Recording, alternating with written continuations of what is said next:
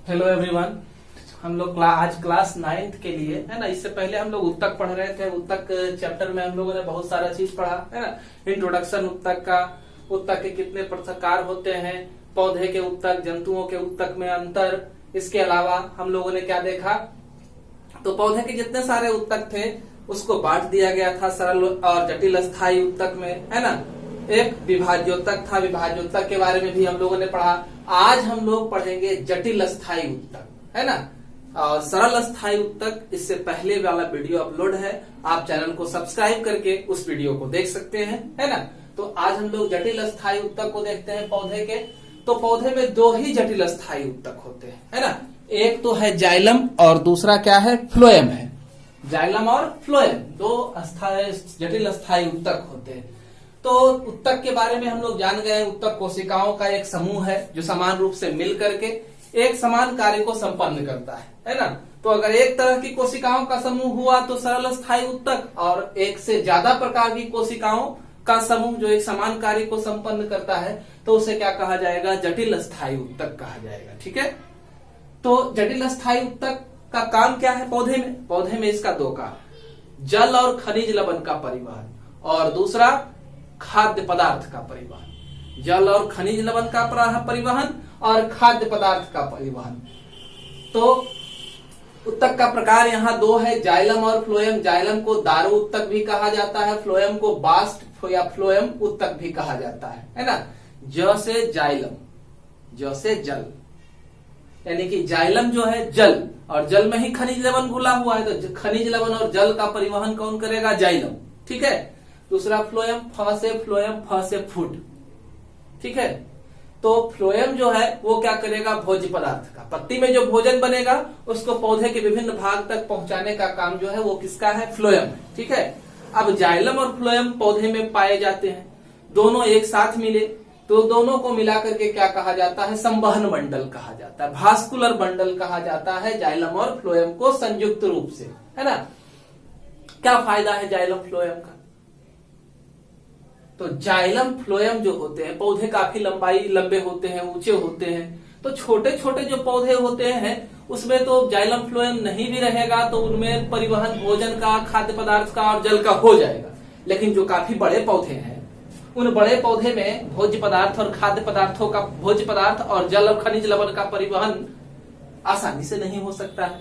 तो इसके लिए एक विशेष प्रकार का सिस्टम बनाया गया है और इसी सिस्टम को संवहन उत्तक कहा जाता है, संवहन बंडल कहा जाता है। तो बड़े वृक्ष स्थलीय वातावरण के अनुकूल बनाने के लिए जाइलम और फ्लोएम जरूरी है।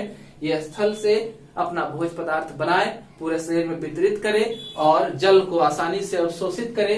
इन सब के लिए जो है इनका होना जरूरी है। तो आप देखें जाइलम को, जाइलम को चालन उत्तक कहा जाता है ना।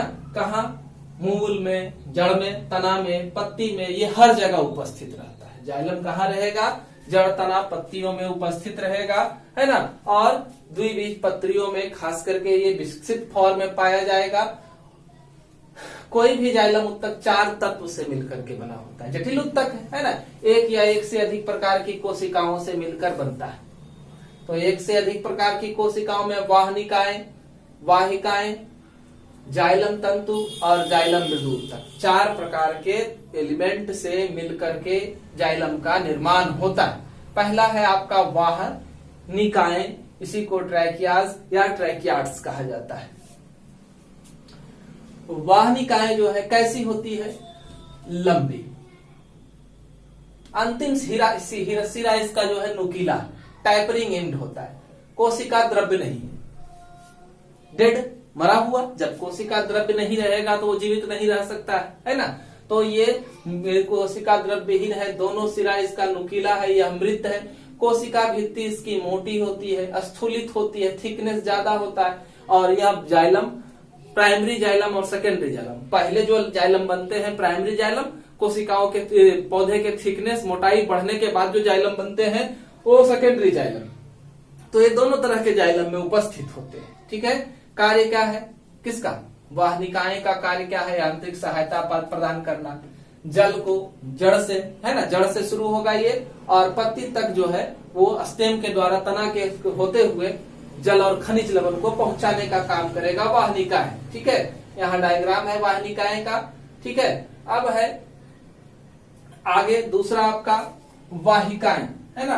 वाहिकाएं पहला देखिए, और दूसरा कौन है, वाहिकाएं।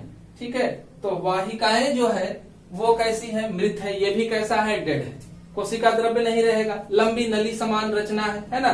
और यह कई रूपों में पाया जाता है, वाहिकाएं कई रूप में पाया जाता है। तो देखिए कुछ में यह कैसा होता है, तो पहला जो है यह वलयाकार है।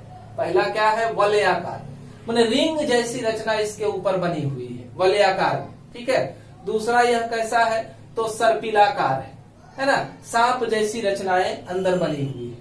सीढ़ीनुमा, तीसरा क्या है, स्कैलरी फॉर्म है, सीढ़ीनुमा है, स्पाइरल स्कैलरी फॉर्म ही हो गया, सीढ़ीनुमा रचना बनी हुई है। और जालिका रूपी, रेटिकुलेट, है ना, यह रेटिकुलेट हो सकता है या गड्ढे, पिटेड, गड्ढा, गर्ती, है ना। तो इतना रूप में ये पाया जाता है, कौन, आपका वाहिका है ये रचना। ठीक है, इतना रूप इसका है। ठीक है, उसके बाद क्या है, ये भी प्राइमरी और सेकेंडरी जाइलम दोनों में उपस्थित रहेगा। कार्य क्या है, तो जल और खनिज लवण का परिवहन करेगा। कहाँ से, तो जड़ से जल लेगा, है ना, और ऊपर तक पहुंचाएगा। तो एक चीज याद रखें कि ये जो जड़ है ना, जड़ से पतला पतला, है ना, रूट हेयर, है ना, जड़ के शिकाएं निकली रहती, जमीन से ये जल और खनिज लवण को अवशोषित करती है। और उसके बाद जाइलम की उपस्थिति इसके बीच में होती है। तो यहाँ तक जो है साधारण विसरण और परासरण के द्वारा यह पहुंचेगा, इसके बाद ही जाइलम उसको ऊपर तक ले जाएगा। लेकिन यहाँ तक जो है साधारण विसरण के द्वारा परिवहन होता है जल का। मिट्टी से के शिकाएं जो है, जड़ के शिकाएं कैसे खींचती है, तो साधारण विसरण और परासरण के द्वारा जल को और खनिज लवण को। तो वाहिकाएं का कार्य क्या होगा, जल और खनिज लवण को जड़ से पूरा पत्ती तक पहुंचाना, जहां पर कि आसानी से भोज्य पदार्थों का निर्माण कर सके पौधा। तीसरा है जाइलम तंतु, है ना, जाइलम फाइबर्स कहते हैं इसको। तो ये भी कैसा होता है, लंबा होता है, शंकु रूप में होता है, स्थूलित भित्ति को रखता है, मृत होता है ना। और कैसा, तो बूढ़ी लकड़ी जिसमें बनता है वैसे द्विबीजपत्री पौधे में ये पाया जाता है जाइलम तंतु। यहाँ देखे जाइलम तंतु को, ये भी मृत है। तो आप देख रहे हैं कि शुरू से लेकर के तीनों जो है इसमें क्या है, मृत है। तीन एलिमेंट, ये वाला और ये तीन एलिमेंट मृत है। इस वजह से, है ना, इसके ज्यादातर कोशिकाएं जो है मृत है। इस वजह से हम लोग जाइलम को क्या कहते हैं, मृत उत्तक कहते हैं। इसको क्या कहा जाता है, मृत उत्तक कहा जाता है, क्योंकि इसकी ज्यादातर कोशिकाएं जो है मृत है ना। तो ये पौधे को क्या करेगा, आपका जाइलम तंतु यांत्रिक मैकेनिकल सपोर्ट प्रोवाइड करने का काम करेगा, जिससे अपने काम को आसानी से ये संपन्न कर सकेगा। उसके बाद जाइलम में एकमात्र कोशिका जो है मृदु उत्तक, वही जीवित है ना, पैरेन्काइमा से बना हुआ है और यह जीवित होता है। काम इसका क्या है, तो भोजन का संग्रह करना। पैरेन्काइमा जहां रहेगा भोजन का स्टोरेज करने का काम करता है। इसके अलावा यह क्या करेगा, किनारे की ओर, जैसे ये पौधा है तो इसके लैटरल कंडक्शन, अगल बगल पानी का सप्लाई बनाए रखेगा, है ना, जल का, भोजन का सप्लाई बनाए रखने का काम जो है वो जाइलम मृदु उत्तक का है। ठीक है, अब पूरे जाइलम का कार्य आपको पूछ दे तो पूरे जाइलम क्या करेगा, पूरा जाइलम जल और खनिज लवण का परिवहन करेगा पूरे पौधे में, और पौधे को यांत्रिक सहायता प्रदान करने का काम करेगा ये। ठीक है, ये हम लोगों ने देखा जटिल स्थायी उत्तक का जाइलम के बारे में। और जाइलम से पहले थोड़ा सा हम लोग एक चीज और देखते हैं, कॉर्क के बारे में। छोटा सा क्वेश्चन देता है 2 नंबर का कि कॉर्क क्या है, कॉर्क सेल क्या है। तो जैसे जैसे पौधे के जड़ और तना पुराने होते हैं, जैसे जैसे पुराना होगा उसका बाहरी कोशिका जो है विभाजित होकर के, है ना, बाहर वाला एपिडर्मल नीचे से लगातार विभाजन होगा, ऊपर वाला धीरे धीरे पुराना होता जाएगा, अंदर से विभाजन हो रहा है, और ऊपर वाला कोशिका जो है एपिडर्मिस, वो धीरे धीरे करके क्या हो जाएगा, मृत हो जाएगा।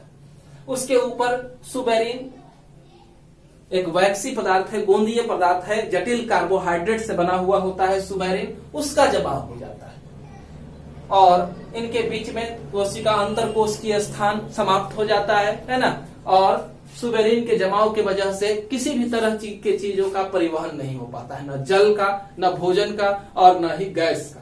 इस वजह से धीरे धीरे ये मृत हो जाते हैं और छाल का निर्माण करते हैं। छाल का कार्य क्या है, कॉर्क का काम क्या है, रक्षा करना, हल्का होता है, जल्दी से आग नहीं पकड़ता है। इस वजह से इसका उपयोग बोतल का कॉर्क बनाने के लिए, खेल सामग्री के निर्माण के लिए। इसका एक खास गुण है, विद्युत रोधी होता है और उष्मा रोधी होता है ना। इस वजह से उन सारे पदार्थों में भी इसका उपयोग किया जा सकता है जहां पर विद्युत रोधी और उष्मा रोधी चीजों का निर्माण करना है ना। एक हद तक उष्मा को रोक सकता है और विद्युत को कंप्लीटली अपने से होकर के जाने नहीं देता है। तो इस तरह से हम लोगों ने कॉर्क कोशिका के बारे में और जाइलम के बारे में आज पढ़ा, है ना। वीडियो पसंद आए तो कमेंट बॉक्स में कमेंट जरूर करेंगे, है ना।